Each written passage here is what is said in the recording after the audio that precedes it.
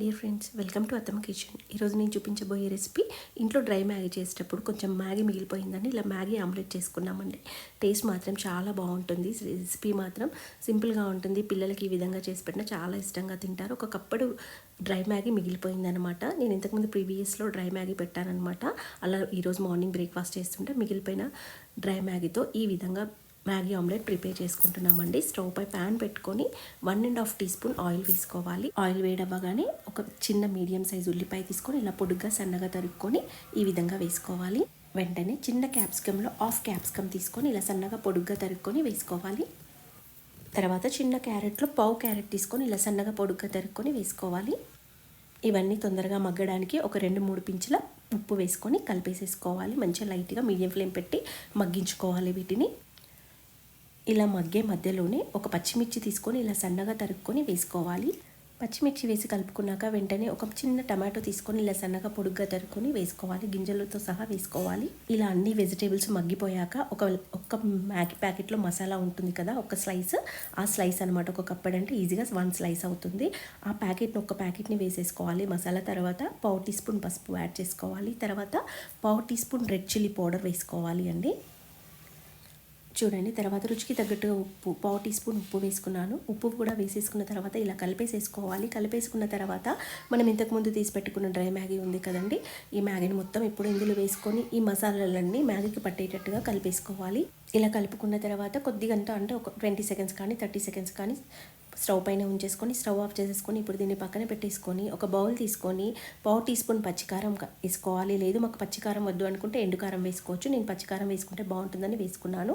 పావు teaspoon పచ్చికారం, పావు teaspoon red chilli powder, రుచికి తగ్గట్టుగా ఉప్పు, కొద్దిగంత కొత్తిమీర, ఒక 2 పచ్చిమిర్చి సన్నగా తరుక్కొని వేసుకోవాలి. తర్వాత ఒక 3 గుడ్లను తీసుకున్నానండి. 3 గుడ్లని ఇలా పగలగొట్టుకొని వేసేసుకోవాలి. ఇలా కొట్టుకోవాలి. కలుపుకున్న తర్వాత కొంచెం అల్లం వెల్లుల్లి పేస్ట్, పావు టీ స్పూన్ అల్లం వెల్లుల్లి పేస్ట్ వేసుకోవాలి. అది మిస్ అయిపోయింది. వేసుకున్న తర్వాత ఒకసారి 4 పైన డిప్ చేసుకొని ఉప్పు కానీ కారం కానీ పడుతుంది అనిపిస్తే వేసుకొని కలిపేసుకోవాలి. అలా కలిపేసుకున్న ఎగ్గుని మొత్తం పక్కన పెట్టేసుకొని ఇప్పుడు స్టవ్ ఆన్ చేసుకొని మనము నాన్ స్టిక్ ప్యాన్ పెట్టకుండా, అంటే దోశ ప్యాన్ పెట్టకుండా రొట్టెలు చేసే పెంకు ఉంటుంది కదండి, అది పెట్టుకుంటే బాగుంటుందన్నమాట.